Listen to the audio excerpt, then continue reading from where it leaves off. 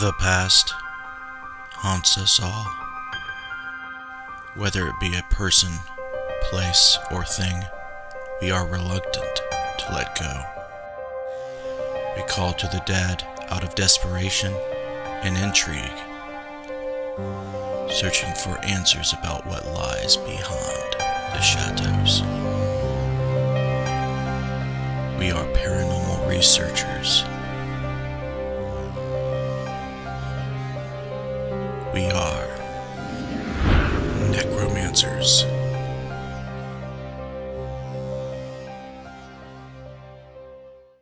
Hello, and welcome to the Necromancer Live Show. I'm your host, Justin Brown, and we are presenting episode number 66 with Kristy Stevens. Before we introduce Kristy tonight, we are going to quickly hop on over to the Google Hangouts, and we're going to check with Missy and Jess and see if they're ready to go. Are you ready to go, girls? Yeah. All right. How about Jess? Absolutely. All right, guys. If you don't know the drill, please, we encourage and advocate for all of you, especially Kristy's friends and followers and family members, to ask questions during the show. Okay. You don't have to be now, but periodically we'll go to the chat. We'll shout you out if you comment, and we will read off your questions for Kristy to answer. And hopefully we have an awesome topic. So here we go, guys. I'm going to read you Kristy's bio, a real short bio real quick. Kristy is a demonologist and author, and she is from Scarbro, West Virginia. After graduating from high school at the age of 16, Kristy wrote her first novel called When Doves Cry at the young age of 18. Her expertise in spiritual advising practice aid her creative writings and provides her community with assistance concerning domestic and demonic hauntings. So that is very interesting to me. We've had demonologists on the show before, so we get to talk to Kristy and learn from her experiences and knowledge. So, Kristy, what's going on? Hey, how's everybody doing tonight? I'm doing good. Hopefully I don't fall asleep from all that food I just ate. Steak and potatoes, man. It's a killer. It'll do it. It'll put you right into a coma. So I'm gonna just, work through that, and we're gonna have a very nice conversation. On this show, what I like to do is I want to know what started it for you. I want to know if you had an experience. Was it when you were young? Was it recent? Kind of take us back and let us know how it originated, your paranormal journey. Wow. Actually, as far back as I can remember, I've dealt in the paranormal. I actually kind of had my life saved by a ghost once. All right, we would love to hear about that. Yeah. When I was about 6 or 7, I think, we moved into a pink house in Maryland, and my friend from next door and I were having a water gun fight in the backyard, and at the time we had a hot tub on the deck, and it wasn't open, but it wasn't closed. It was just full of water and concrete, but it was dirty. But she hid under the deck and ended up catching me off guard and shot me in the face and sent me flying headfirst backwards into the hot tub. And my mom was in the shower at the time, so when I fell headfirst into the hot tub, I ended up cracking my head on the side of the concrete, and I was out cold. And my mom told me later that by the time she got to the door, she saw something like grab me and throw me over the side of the tub and like smack me in the back, and I coughed up the water and came back. And later on, when I described the lady that I saw save me, it ended up being the previous owner of our house that ended up dying in my bedroom. Wow. And ever since then, I've pretty much studied all I could, and just developed from there. So, did you have any other experiences like that? Did she appear to you like a full-bodied apparition, like flesh and blood? Obviously, she pulled you out of the water, right? She kind of appeared as an apparition, but she was still kind of see-through. She wasn't like, solid. It was almost kind of looking like a blurry image in a photograph. And she she disappeared afterwards. I guess she crossed over. But when my mom kind of investigated it, she found out that her own daughter had drowned in the same hot tub around the same age I was. Really? So, yeah, it's weird. So the hot tub was there when you moved in? Yeah, it was there when we moved in. And after I fell in it, they kind of got rid of it. I would understand why. Any other experiences at that house with that lady or any others? Not that lady, but actually a few months after that, my grandfather passed away, and he came to me the night he passed away and told me that he wasn't going to see me anymore, that he had to go. And right after he disappeared, my grandmother came busting in the door, tears all down her face, telling me, Pop-Pop's gone. He's not here anymore. And I'm like, I know. He just came here and said goodbye and described everything he was wearing, and I hadn't even seen him that day. And then from there, it was just consistent over the years. My mom always thought that I had imaginary friends throughout my life, but really it was just people she couldn't see. Right. Yeah, that's pretty common. So it would be safe to say that you discovered early on that you have an ability that set you aside from what people call normal. Definitely. Actually, I have quite a few gifts of prophecy. I can't remember the biblical terms for them, but the worldly terms for them are clairvoyant, clairaudient, clairsentient, and precognitive. I also see things before they happen. And every time I've made a prediction, I've never been wrong. And actually here recently, I made a prediction about 4 natural disasters within a 2-week time frame. And even the weathermen didn't see them coming. Matter of fact, one of the people I was talking to on Facebook, I texted it all to her because her daughter happened to be in the middle of all of it. And I told her that I saw a big snowstorm coming, a hurricane, tornadoes, and a tsunami. Well, the blizzard that I saw coming hit the Carolinas not too long ago. Right after that, the hurricane hit off the coast of Florida.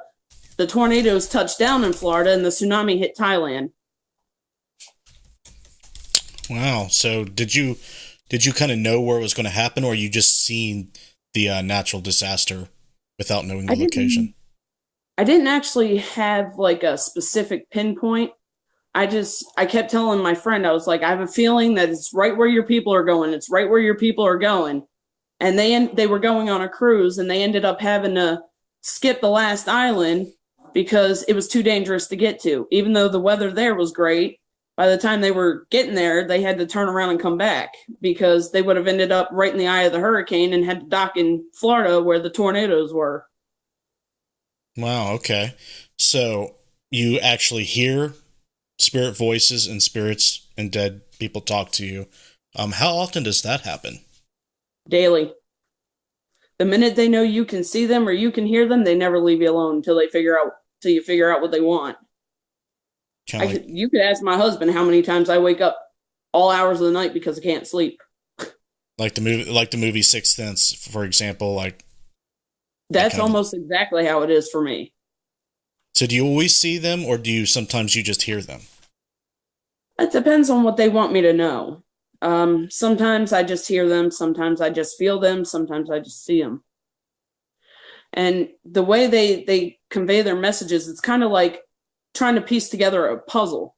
Sometimes they throw everything at you at once, and then you kind of got to take it piece by piece and figure out how it all fits together. And sometimes you see what you get, not how you get there. It's weird. It's almost like it's a cryptic message, or it's symbolic in a way. Do you have any idea why that is? No, I really don't. I mean, some of them, a lot of the ones that I've come across don't even know that they're dead. They're just living as if they're still alive and the world around them changed, and they just haven't caught up to it. Yeah, that's sad. But there are a few that I've come across that actually know they've passed on and they have unfinished business they want finished. But sometimes they're just too scrambled to send you a clear message, so you kind of got to piece it together for yourself. I understand. how accepting is your friends and family of, these abilities and this lifestyle that you have? Well, for the most part, I think my friends accept it. I think it scares the shit out of my family, though. Like, I think they've seen enough to believe it for themselves, but I think it still scares the crap out of them. Especially my aunt and my grandmother. I tell them stuff all the time, and they're like, that really happened? Like, I'm pretty sure they think I control the weather at this point. So, where do you think your ability comes from? Is there anybody like your mother, your father, or before you that have this ability? Do you think it's been passed on, or what do you think triggered it?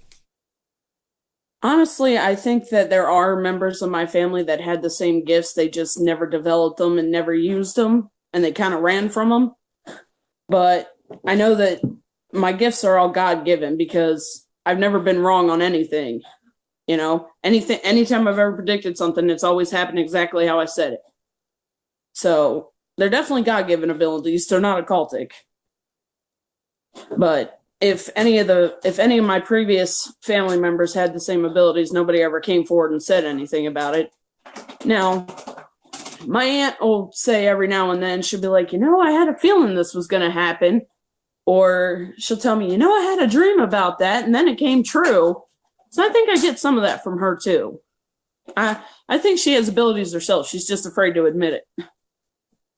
I believe a lot of people do. You know what I mean? It's more common than a lot of people would imagine. Yeah. I mean, in today's world, everybody wants to be psychic and everything because they see people like Teresa Caputo on TV and the Mama Medium and John Edwards. Of course they want these abilities. They think they're fun and games. Let me tell you, it's not all fun and games. And you don't get rich overnight, let me tell you. No. No, I can remember the first time I actually allowed myself to connect real hard with somebody who claimed to be the deceased mother of a client I was at a house with, and very nice lady, nothing evil or malevolent about it. But after it happened, I felt so drained. It kind of made you feel like you were dying in a way, in a strange way. It drains your energy. You feel kind of like, like you would imagine a dead person would feel like. I don't know. That sounds strange saying that, but it does. You don't feel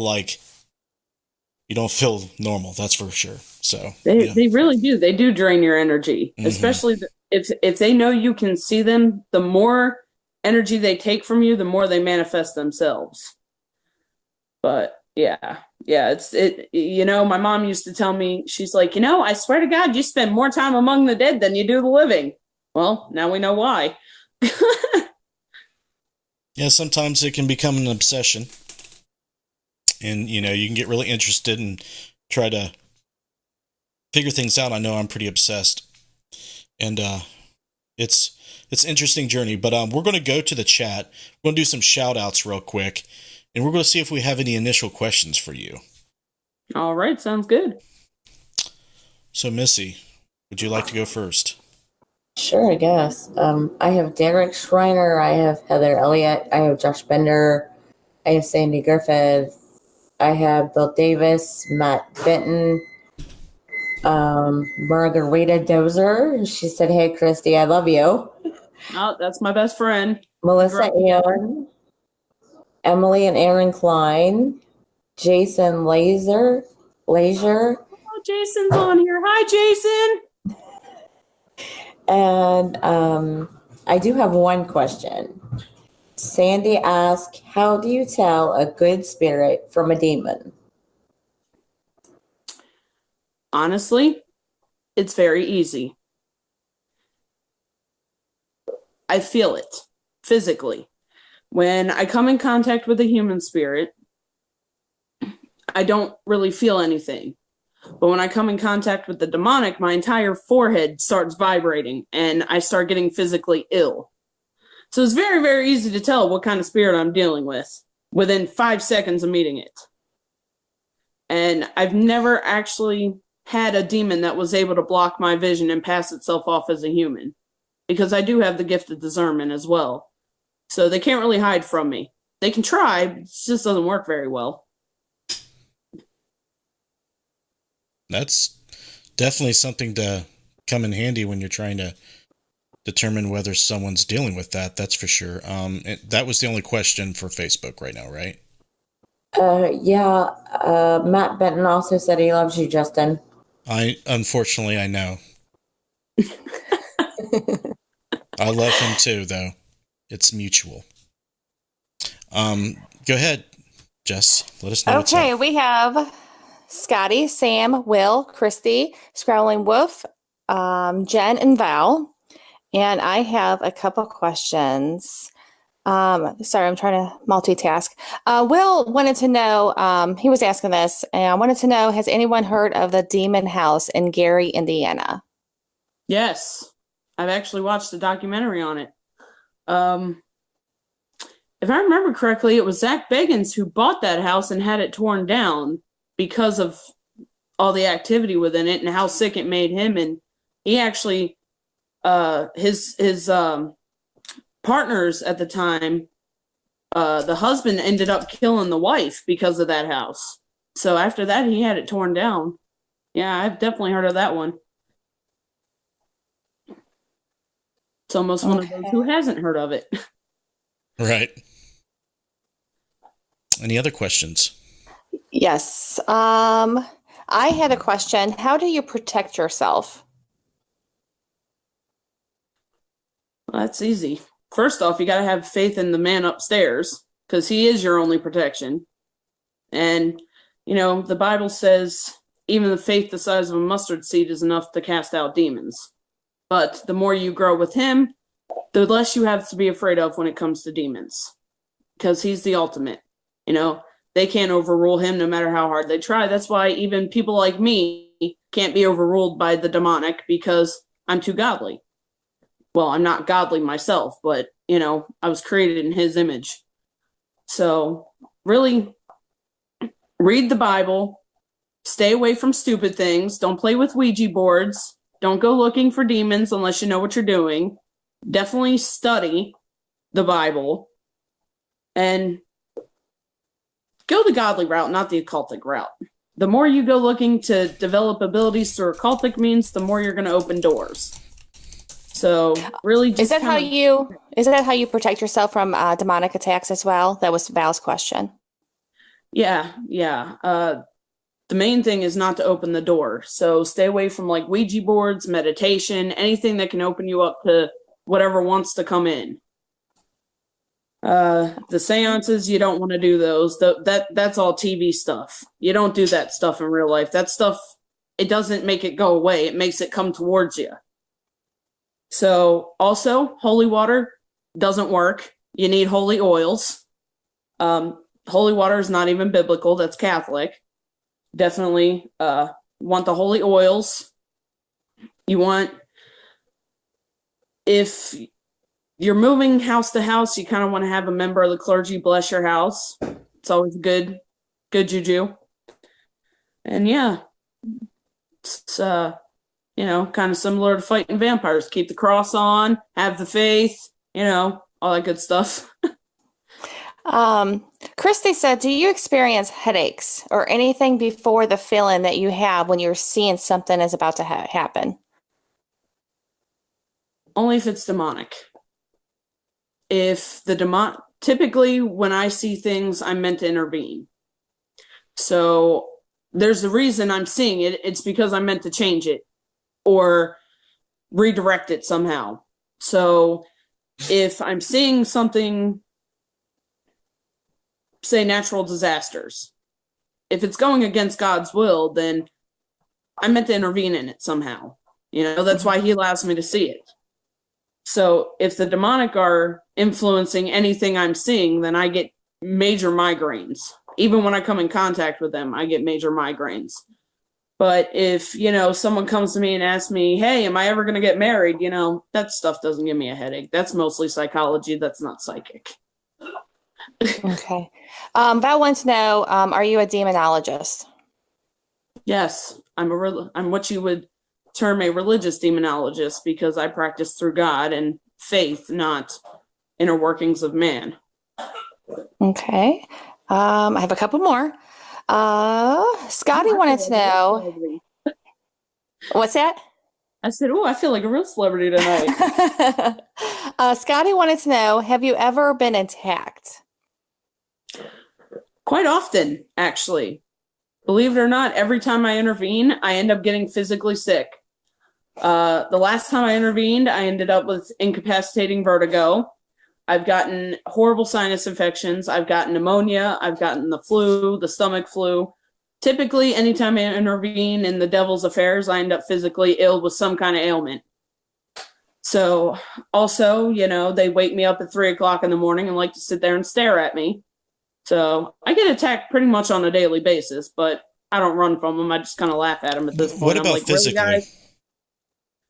Really, physically, no. Physically, they've never touched me.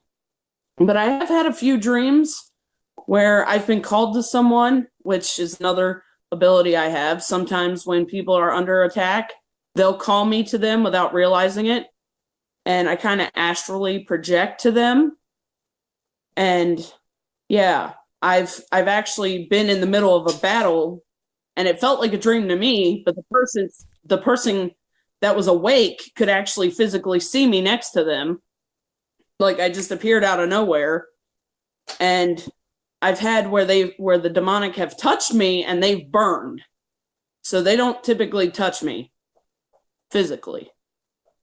Okay. I think they've learned their lesson at this point.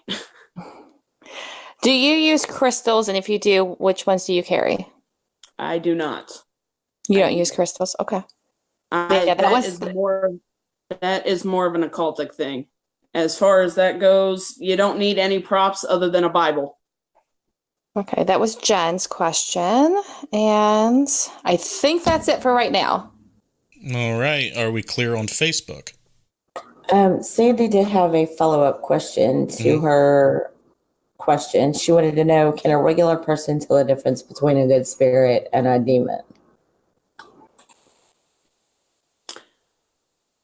That would depend on their level of faith in God and what they choose to do with it.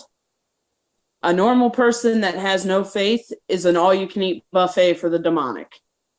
Someone that has faith that doesn't really know what to do with it, they might come in contact with a spirit and have an uneasy feeling, but you really got to be involved with God to really have the gift of discernment to develop. So I would have to say typically a normal person probably wouldn't be able to, because they probably wouldn't even know what's going on around them. They can't see it, they can't feel it, So it's like, how do you fight something you can't see, right? So, if I understand you correctly, if you're not doing God's work, you pretty much can't have the ability to discern if something's, demonic or just spiritual in nature. Is that what you're saying? Or is there different? Okay. That's what I'm getting at. Because if you're not doing God's work, then you don't know the difference between the good guys and the bad guys to begin with, do you? I don't know. To be honest, I have no idea. I couldn't answer that. I do know that, I've had encounters with spirit presences. Pretty sure that they weren't demons. And if they were demons, they have a really, really good sense of humor. Well, look at Annabelle. They thought it was a 7-year-old girl because the medium told them it was, and it wasn't. The demonic can disguise themselves very, very greatly. And they typically like to use your own family or your own deceased loved ones against you. So in a situation like that, I would say that a normal person really wouldn't be able to tell the difference between their deceased loved one and the demonic deceased loved one. You see what I'm getting at? It's a fine line. Yeah, I'm not saying that, I'm not saying that a normal person couldn't have the ability to do it, but I just really haven't seen it for myself. Yeah, you haven't worked with other psychics and mediums that are not, like you're, explaining and describing? I mean, to be honest, most of the psychics that I've worked with are wrong more than they're right. So I don't really I don't really take people at face value. I kind of get down to the root of it. You know, I don't make judgments, really. I don't. Okay. I mean, it's a catch-22. There's some people that can do it, some people can't, you know? They say we all have the same abilities, but others are more experienced than others. I think that's the point I'm trying to get at. I just, you know, it sounds better up here before it comes out here. Okay. Are you recognized by any church? And if so, how do they recognize you? Do they recognize you as a demonologist? Do they sanction you and like promote you when you go out and do work in the community and at residences and stuff like that? Honestly, most churches don't want to deal with this kind of stuff. Unless it's something along the lines of the Pentecostal, where they believe in the gifts of the Bible and the gifts of the Spirit. They're really not interested in demons and demonology. They kind of look at you like you're a Satanist if you talk about it. So I don't really have a church right this second. I'm still trying to find my niche with that one, especially because I just moved to this area. So I'm still looking around to get reestablished in one, because my other church that I had is like 2 hours in the other direction now. So I actually just moved to Scarbro not that long ago. So I'm still kind of feeling myself around, trying out different ones each week until I find the one I'm sticking with. But for the most part, the church is kind of like, they kind of have the same view as Catholics, like, don't ask, don't tell. So, no, this is pretty lonely work, you know. It's kind of behind the scenes like Batman. Like, you know, y'all know he's Bruce Wayne during the day, but at night nobody wants to admit he's Batman. So, do you believe in human spirit presences among us? I do. I've encountered quite a few human spirits. Okay, because a lot of churches and religious groups that I deal with, they do not. Right. They also don't believe in the gifts of the Bible either, and that's biblical. Actually, to be honest with you, I have come in contact with human spirits, but it's been very rare.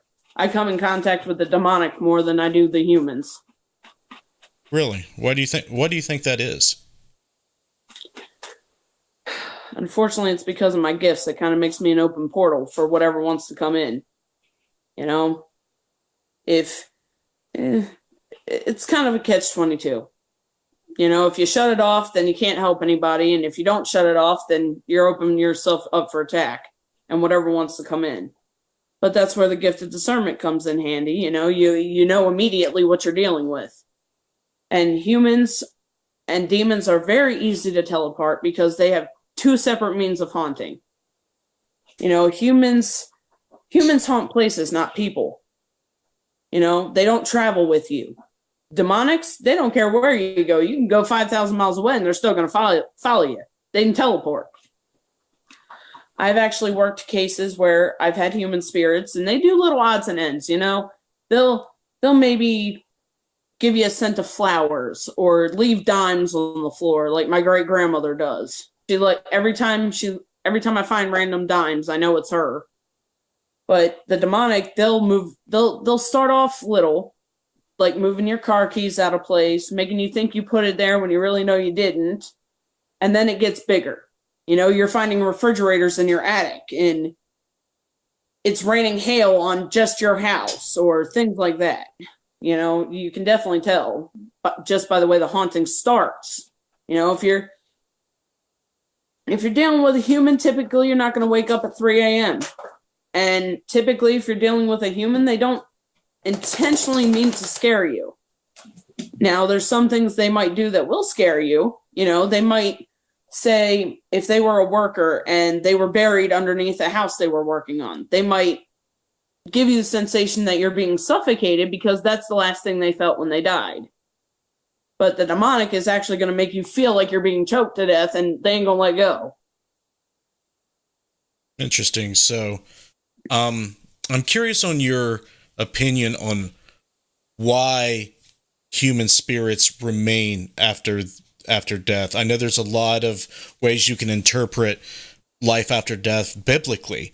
What is your explanation that might be similar to what the Bible says, and then what might be different when it comes to human spirits haunting places? Well, in my opinion, the human spirits that I've come across, they're most of the time their reasoning for not crossing over is either they're afraid to face judgment, and because of free will, they don't go into the light like they're supposed to, or they stayed behind because they don't know they're dead, so they don't understand where they're supposed to go, or they have something super important that they just can't leave undone. You know, like if they died and they had a lot of money buried under their house and they wanted their ancestors or their descendants to find it, you know, that would be enough to hold them here until the people they want to find it would find it, you know? It's kind of the best example I can get. But mostly the people that I've come in contact with either don't realize they're dead or they're afraid to face judgment because they've done something and they're not entirely sure they're right with the Lord.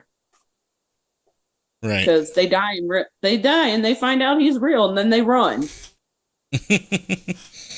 Yeah. It's always, I'm always curious about what people who do have religious faith believe in when it comes to why spirits remain, why they haunt places, because it seems like there is a spectrum of belief when it comes to people who are faithful and, you know, something that's similar to Christianity or something like that. Let's go back to the chat and make sure that if there's any questions for Kristy. On YouTube, Bill Davis has joined and Joe. Val actually just asked a question. Do you believe that ley lines, pronounce that right? Yes. Are one of many ways how spirits, demons travels from one place to another? Now that's something I'm not familiar with, the ley lines. Unless maybe it's another term that I'm not familiar with. Pretty much ley lines are, you know, boundaries of, you know, they pretty much mark the places where the spirit world and our world intersect. And a lot of people believe that, you know, there is some type of spiritual or supernatural energy at these locations that allow passage between their world and this world. Now, I've heard a lot of people say that power lines and water draw spirits. And actually, Ellicott City in Maryland has a lot of spirit activity and a lot of hauntings, and that's what they would always say is that, you know, it's where the power lines and the water intersect and it draws the spirits. But I don't know how much I believe in that one though. I like I said, humans haunt places, not people, and demons just haunt whoever they want, but they need permission to follow you. You have to open that door somehow. You have to open the door and invite them in. And unfortunately, it can happen very easily and very accidentally. So I don't necessarily think that certain points of land or any of that have anything to do with it. It's just, you know, whether or not you open the door. Well, or, you know, you could very well be in the wrong place at the wrong time. Well, you know, to kind of elaborate on ley lines, they also believe that certain significant structures, sometimes religious structures like the pyramids of Giza, the statues of Easter Island, they all line up to create these significant lines too. You've never heard of those?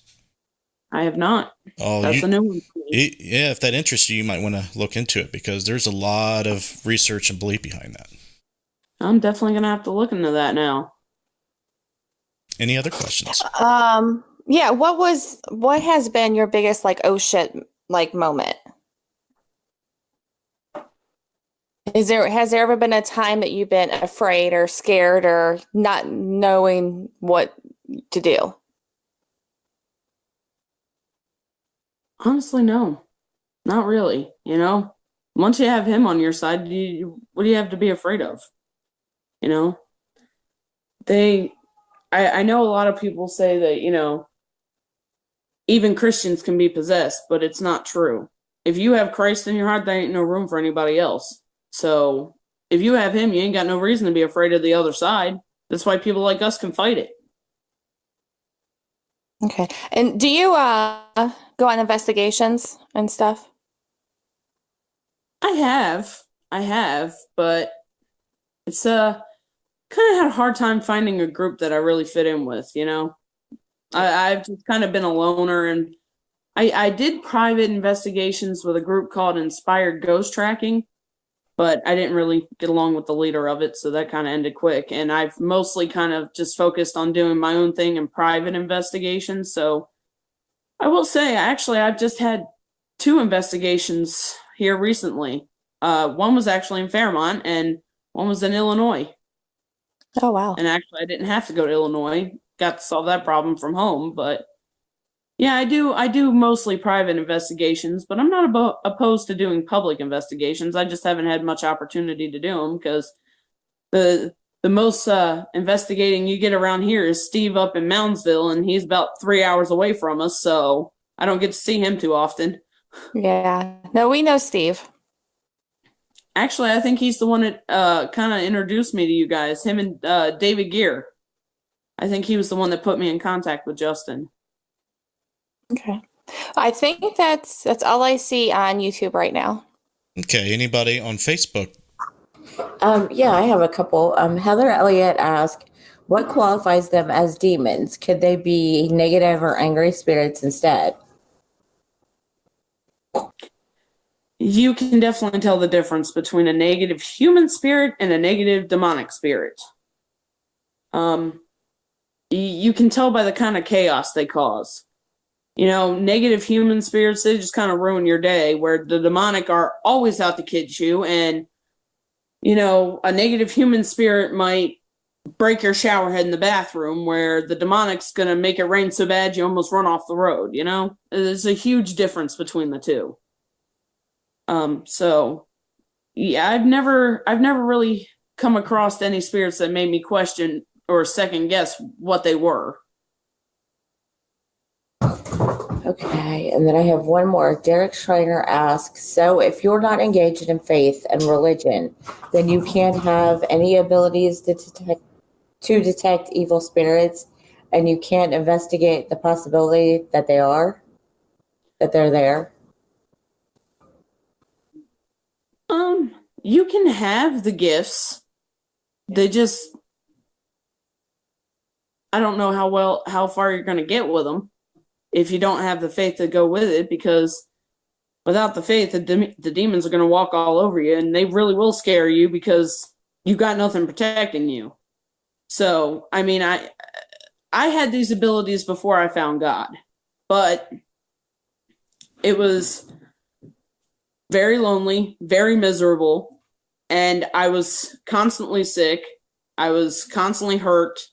I had the worst luck in the world, and it was all because I wasn't doing things the right way. And after I turned my life over to God and told him to use my abilities to his advantage, my life got a lot better. I wasn't so sick all the time. I wasn't always so down on my luck. I wasn't always, feeling so drained and worn out, So, I mean, I'm not going to sit here and be a Bible thumper and shove God down anybody's throat, but, it never hurts. Okay, and Emily and Aaron Klein ask, if you have seen ghosts and felt demons, does that mean you have the gift? I would say with that, I feel like everybody kind of gets a one shot at it. There's some people that see it one time in their life and it never comes back. And then there's some people where they see it once and it never stops, like me. So I would say that, if you've seen ghosts or you've encountered a demon, there is a possibility you could have gifts of your own. But I would say you would have to see them and feel them on a more consistent basis, like more than once or twice. You know what I mean? To really define and say, I have these gifts. Okay, and that's all I have for right now. All right. Thank you for those questions. I'm curious, Kristy, what your belief is on exorcisms and demonic possession. Have you had any run-ins with demonic possession? Have you, sat in on any exorcism or performed any yourself? I've had my run-ins with them. Actually, I just ran into one quite recently. That was my case in Illinois. And I've actually been an exorcist. I'm not going to, go out on the limb and say I'm always an exorcist, but I have done them. I'm not, by no means will I ever claim to fully be one, but in a pinch, I could do it, if I had to. I have done 2 or 3 in my time as of right now. So I'm not going to say I'm an expert at it, but yeah, I can hold my own.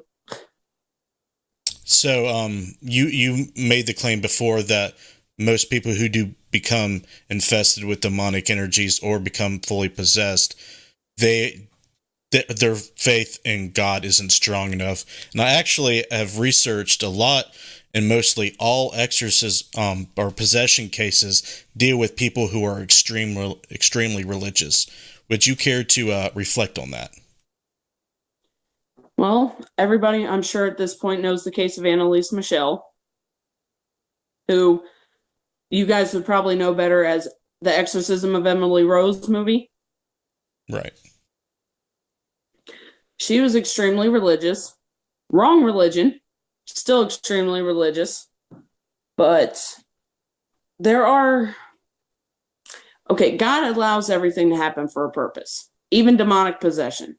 The purpose of that is to bring people back to Christ. So the theory on that is, how can you deny the existence of God if I can show you the devil? That's when those happen. Mm-hmm. And she unfortunately died during her exorcism because of the medications they gave her. She couldn't fight back from the inside out. So there are exceptions. There's always exceptions to every rule. God does allow even saints to be possessed for his glorification. Because again, how can you deny his existence if I can show you the devil? Right. I can understand that. What was interesting to me about that case was, from my research, she died due to malnourishment and seizure.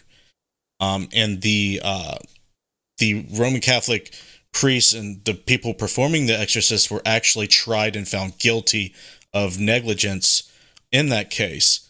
And then they later, stated publicly, yeah, they were wrong. She wasn't even possessed in the first place. And she was, had seizures and, dealing with a lot of mental illness. What would you say to that? It's easy to misdiagnose. Yeah. I mean, there's a lot of psychologists out there that'll diagnose possession as schizophrenia and vice versa. They'll diagnose schizophrenia as possession. Everybody makes mistakes. Nobody is perfect. And there's always 3 sides to every story. Yours, mine, and the truth. So unless you were standing there in the room, nobody really knows what happened. Yeah, I find it troubling when religious people go in and do these cases. Of course, I think it's different now. That was quite some time ago. But the people that's going in, they really don't have any medical knowledge. And in the case of Annalise, their family was extremely fanatically, religious. So they kind of went the route of, it has to be demonic possession. And they really didn't listen to their doctors. They kind of shunned it. They were trying to tell them, but they wouldn't. So with that being said, do you think there's any amount of responsibility for people who are performing that type of religious work to try to be more educated on medicine and, disease? It's funny you should mention that, because actually I went that route. After I started becoming a demonologist, I actually went and got my degrees in psychology to be able to determine the difference between the mental illnesses and the actual possession. And there's always signs of, their tried and true methods of possession. There are signs that you really can't be explained any other way. But people always try. But I agree with you. I think that if you're going to get in the business of demonic possession and exorcism, you better know the medical side of it too, which is why I went and got my degrees so I could know both sides. So that, I could tell the difference between mental illness and actual possession. So, yeah, I do feel that as demonologists or exorcists or whatever you want to call us, we do have a certain responsibility to have some kind of medical knowledge to know what we're actually working with. Right. So then I would ask you, is it rare that you actually run into like full-on demonic possession? I know if you believe in such things, infestation and oppression happens quite a bit, but full-on possession, is it rare, or does it happen more than the stats say in your experience? I think a lot of people consider the infestation and oppression phase all in one as possession, which I don't agree with. I'm like you. I have run into the infestation and oppression stages a lot more often. And yes, definitely true full-on possession is very rare. But it does happen. I've only, like I said, in 30 years I've been alive, I've only come across 3 cases of it. And I'm pretty sure 2 of them were faking it. So, yeah, full-on possession is very rare, but it does happen. But yes, you get the infestation and oppression more than you get possession, which is actually beneficial because that's the time it's easy to make it go away. Once it's actually possessing you, it's not so easy. And it's not like the movies where it happens in an hour. Sometimes it takes weeks, months, years to get them things to go away. That's crazy. We're coming towards the end. We got about 11 minutes left. Do we want to clean up the rest of these questions in the chat? Sure. Matt Benton asked a question. He said, so Kristy, why is it that I never get attacked by demons if I don't believe in the Christian God? Also, I have been investigating for almost 8 years now, and I am fine. Well, my friend, time is man-made, not God-made. Demons don't have a timeline to attack you. They come and go as they please. So just because they haven't attacked you yet doesn't mean you're not on the list. Okay. And then Emily and Aaron Klein asked, how do you know if you are being controlled by a demon, and how do you get rid of it? Well, if you're at the point where you're being controlled by a demon, you need an exorcist. Or, I mean, it really isn't just going to go away on its own. Unfortunately, by the time you realize you're being controlled by a demon, it's already too late. Like, you might as well just start calling every church you know to come bless your house and get rid of it.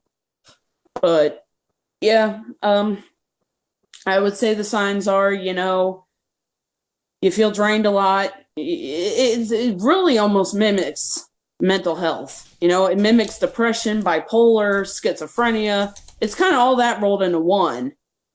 You're just not yourself. 1 minute you'll be talking about one thing and then you'll just go off and you'll be talking in different voices. I mean, possession really isn't one size fits all like the movies make it out to be. It's really not. Everyone's different.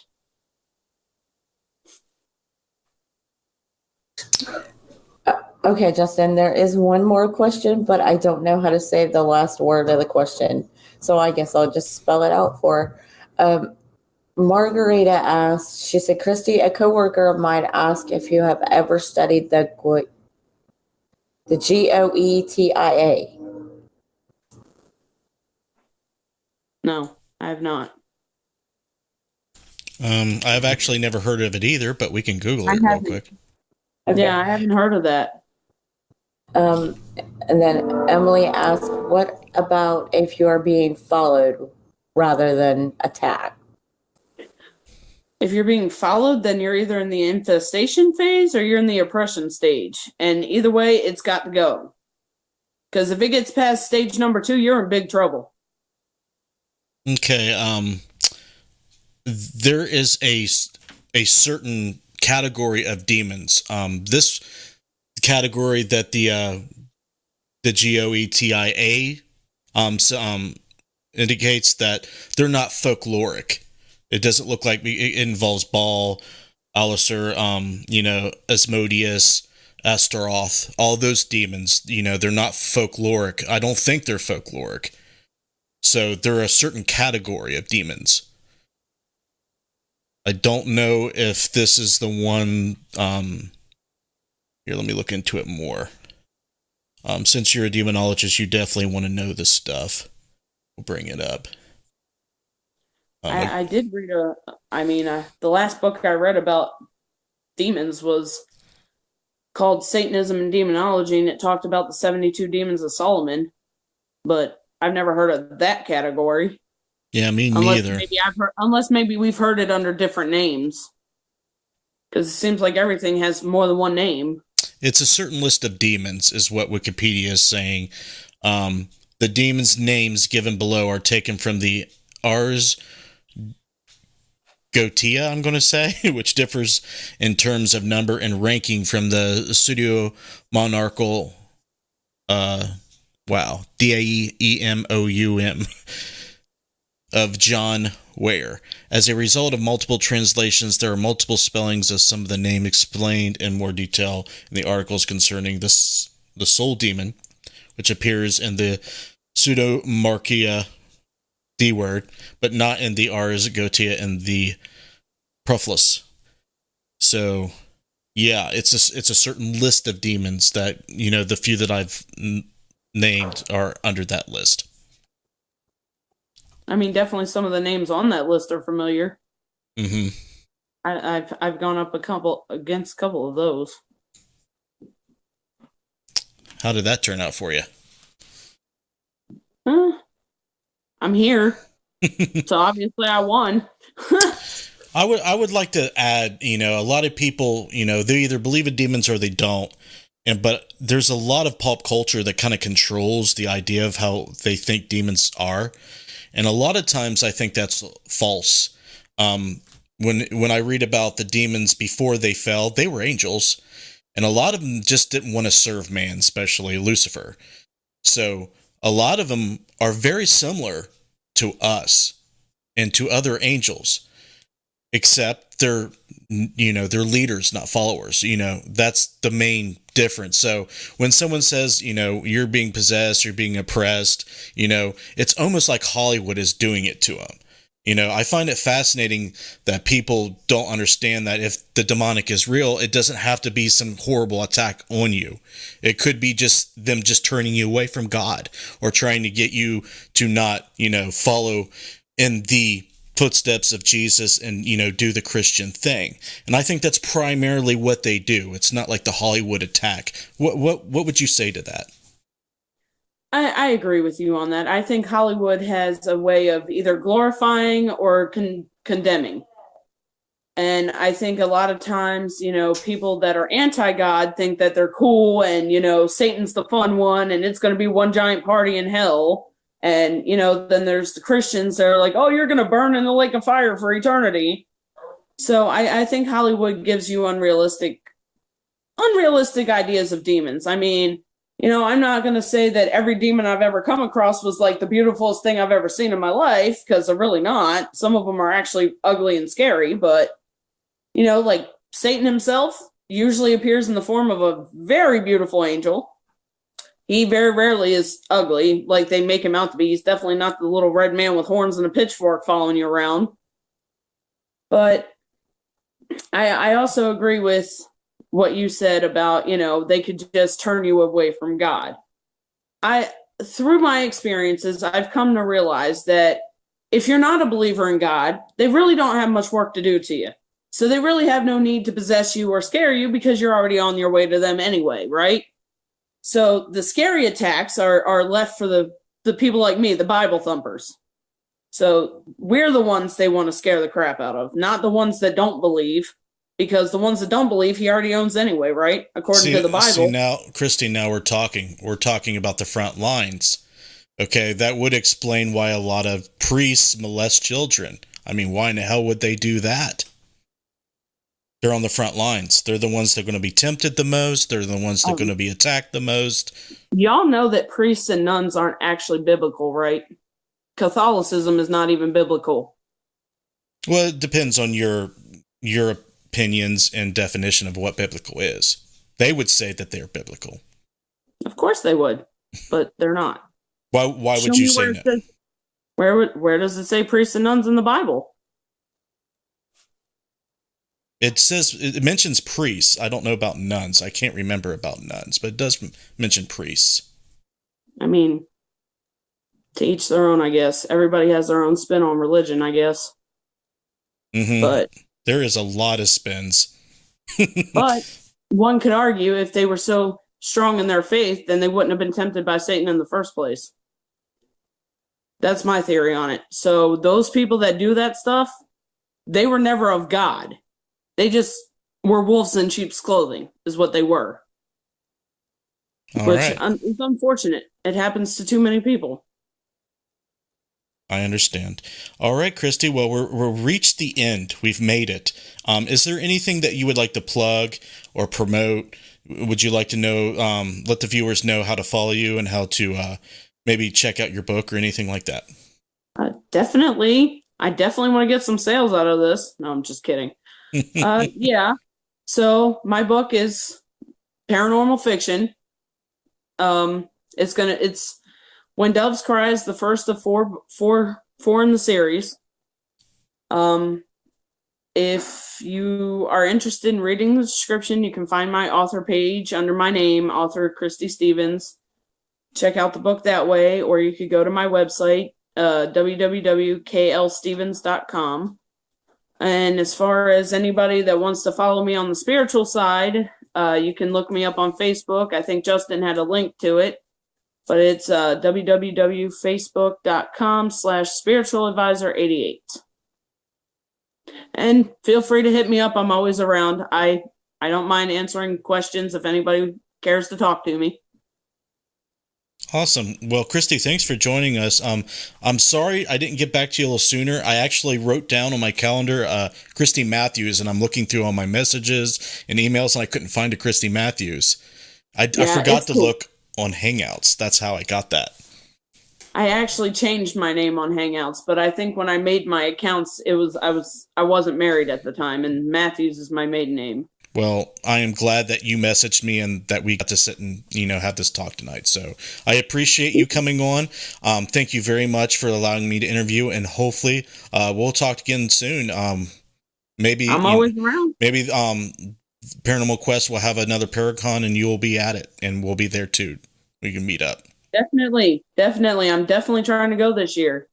All right. I'm going to go ahead and wrap up the show. If you want to just hang out in the video call, you can. If you want to go, you can go. Well, I'm probably going to go because my phone's dying anyway. All right. You have a good night. It's nice meeting you, and feel free to come hang out sometime. Okay. Jess. You're welcome. All right. There you have it. Kristy Stevens, please check out the link in the description. I am definitely curious to read her book and see what that is about.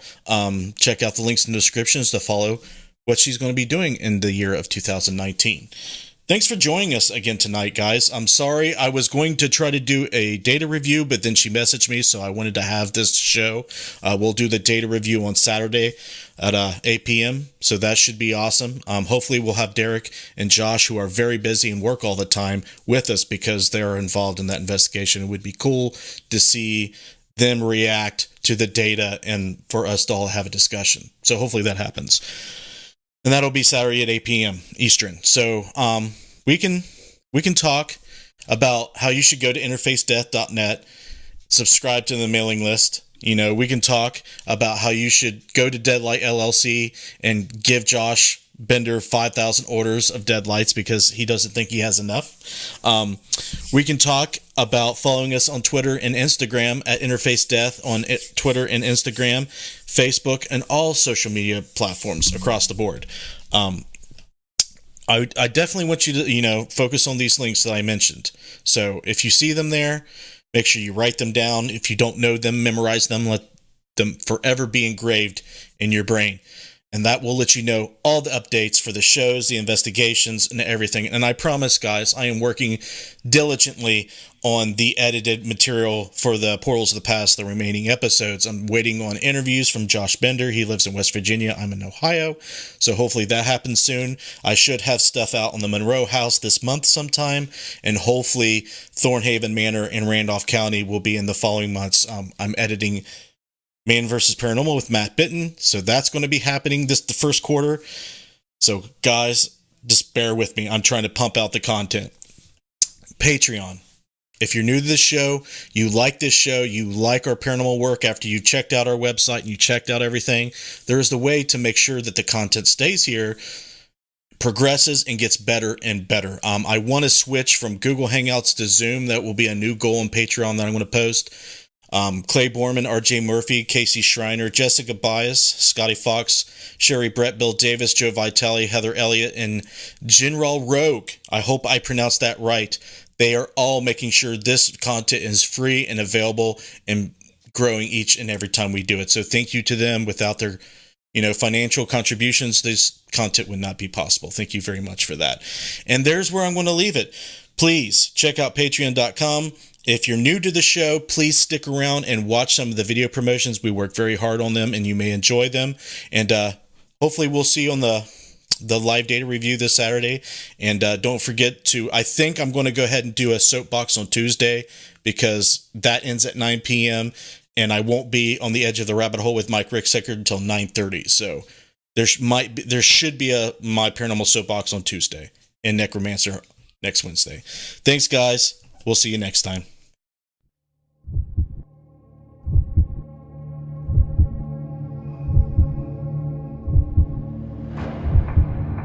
Do you have that drive?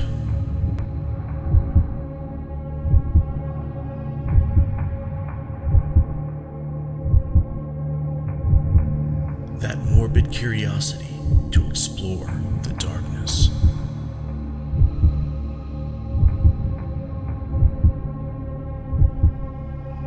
Do you have what it takes to brave the night? You do? Good.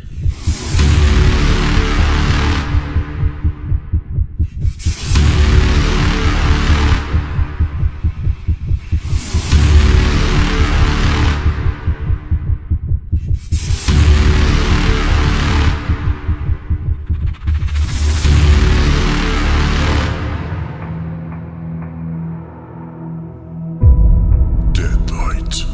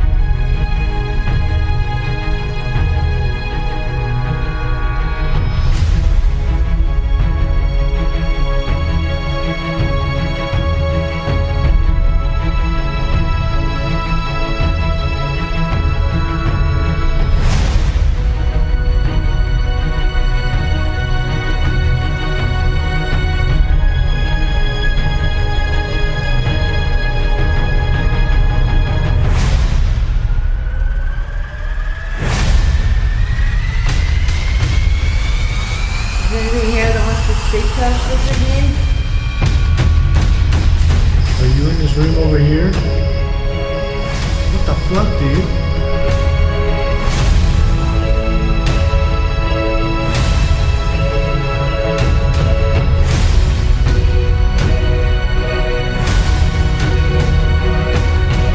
Whoa.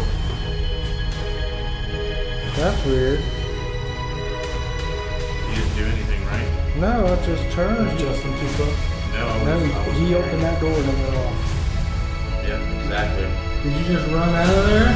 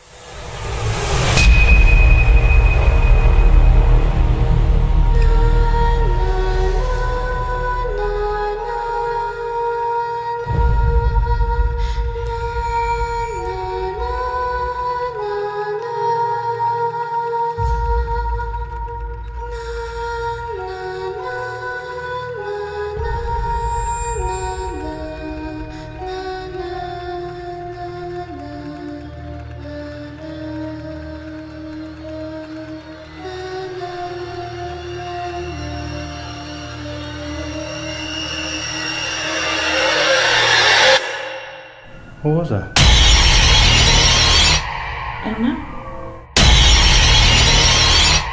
feel like I can't breathe in this room. Generally, Justin, when you guys investigate, do you just take long pauses, wait to see if you hear things, observe everything that's going on? It depends on the location and our experience with the location. So in this case, at Waverly Hills, since we've been here before, we've heard a lot of stories, done a lot of research, and investigated. We typically like to listen a lot because we hear the coughing, we heard it last time, so we didn't hear it again.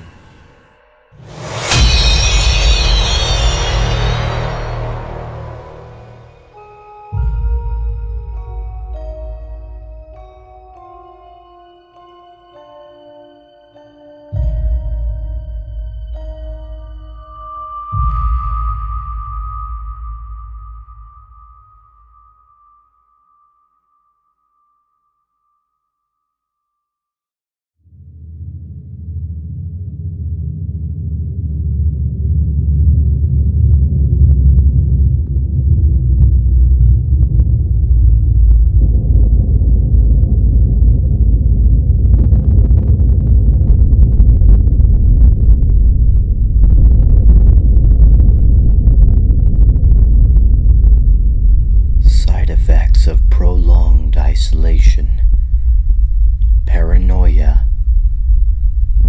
depression, helplessness, brain stimuli decreases.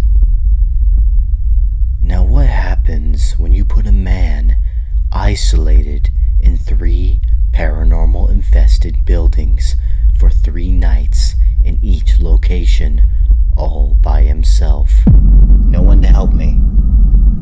No one to protect me. Just me versus you. Does paranormal activity increase? So what do you think of this piece of evidence? I think by far it's the best piece of evidence we have seen here. That's flat out amazing. And that's something we've never captured. Oh, wow. What? Nobody has ever got it on video. That's creepy. In 11 years. So no one's ever caught this on video? Never. Ever. Here is my story, and here is what I went through for my research into the paranormal.